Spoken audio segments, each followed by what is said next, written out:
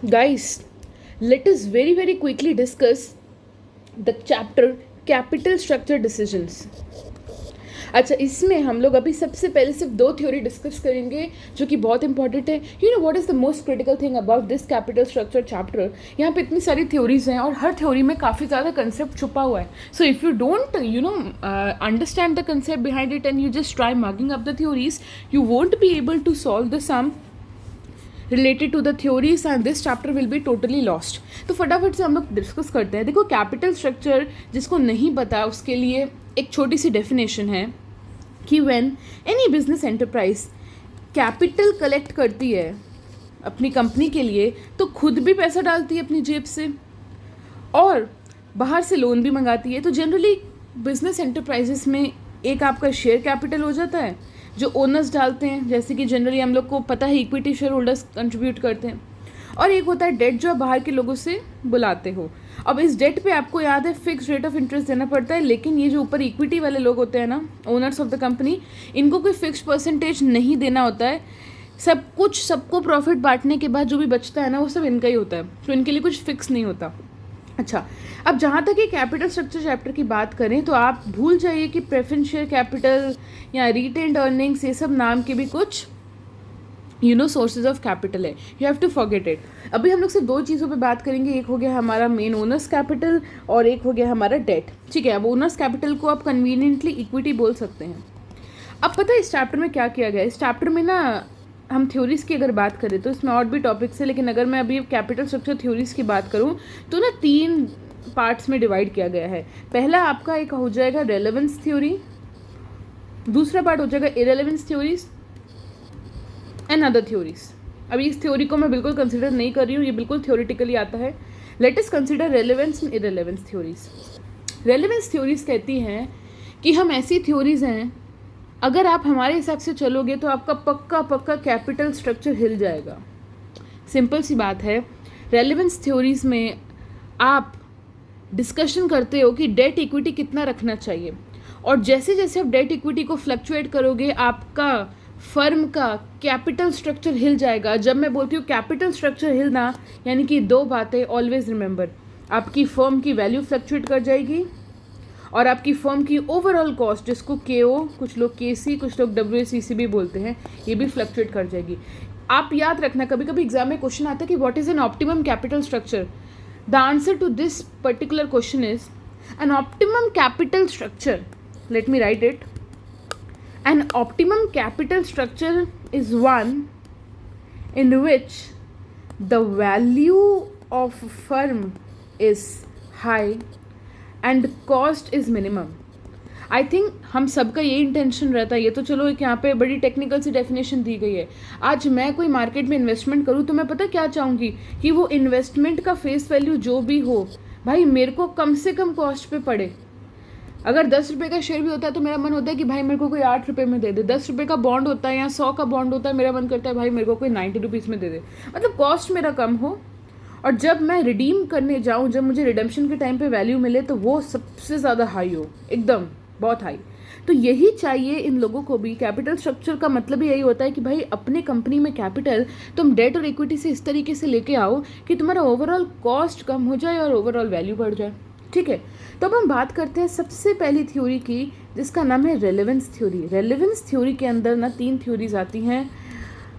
पहली है net income approach, दूसरी है ट्रेडिशनल अप्रोच और तीसरी है M&N अप्रोच विथ टैक्स. अब ये M&M क्या होता है, जैसे H&M होता है वैसे ये M&M है. इसका मतलब है मोदिग्लियानी and Miller approach. It is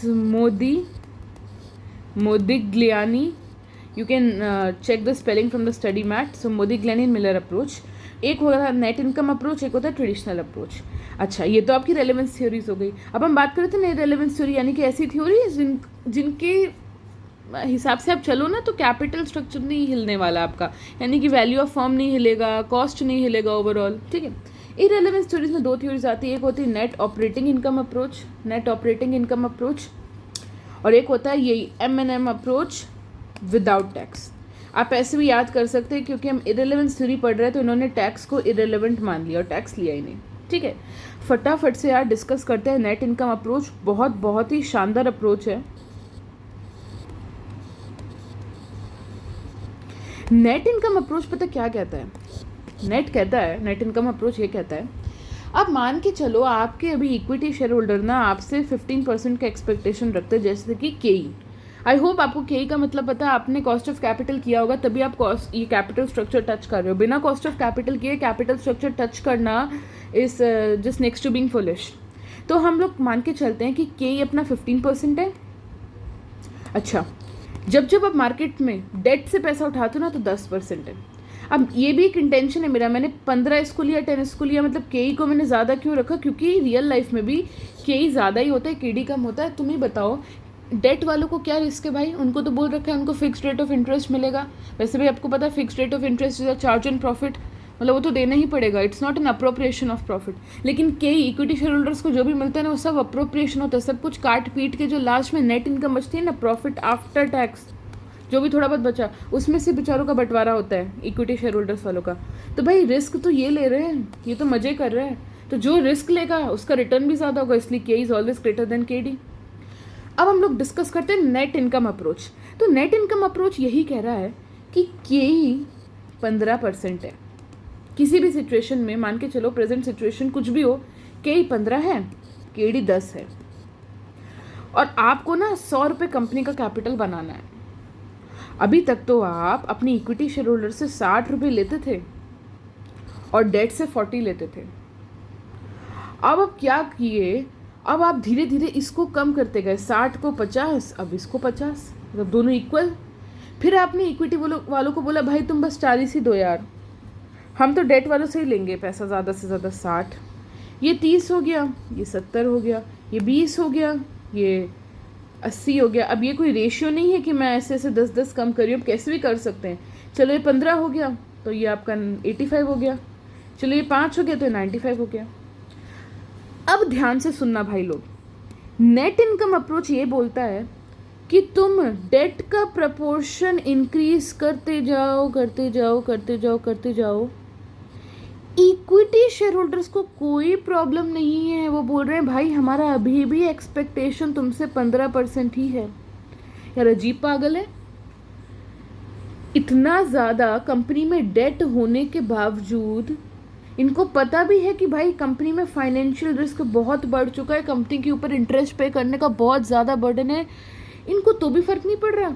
इनको समझ नहीं आ रहा क्या कि कंपनी में कितना रिस्क बढ़ चुका है, फाइनेंशियल रिस्क, तभी भी इन्होंने अपनी एक्सपेक्टेशन उतनी रख रखी है। और इनको ये भी पता है कि भाई हम ओनर्स हैं, अगर डेट होल्डर्स को पे नहीं हो पाया तो हमें खुद के जेबों से पैसा भरना पड़ेगा, मतलब हमारी जितनी लाइबिलिटी होगी कंपनी की तरफ, हमें अपना कैपिटल भी हम खो सकते हैं। लेकिन यही तो इस अप्रोच की स्टुपिडिटी है कि तुम डेट का प्रपोर्शन इंक्रीज करते जाओ, के ही इंक्रीज नहीं होगा। और ऊपर से ये 10% था जब आपने 40 उठाया था, आज आप 95 भी डेट मार्केट से उठा रहे हो ना, तो ये भी 10%, अभी भी 10% ही है। तो नेट इनकम अप्रोच के यही 2 अजम्पशंस हैं कि के डी भी कॉन्स्टेंट और के ई को फ़र्क ही नहीं पड़ता तुम कितना डेट से पैसा उठा लो। अब बताओ ऐसी सिचुएशन में जहाँ पे के ई को फ़र्क नहीं पड़ रहा, वो मस्त उतना ही है 15%, और के डी तो हमेशा पहले से चीप सोर्स ऑफ कैपिटल तो है ही। आपको पता है debt is always a very cheap source of capital, और हमेशा cost of debt is less than cost of equity.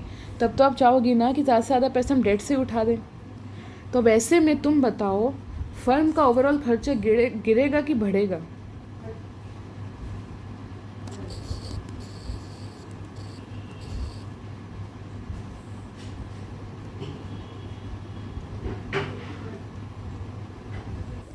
Hence firms overall cost of capital, जिसको आप के ओ बुला लो या के सी बुला लो या WACC बुला लो, ये पूरा गिर जाएगा, it will fall. I hope you are getting, this is the essence of net income approach.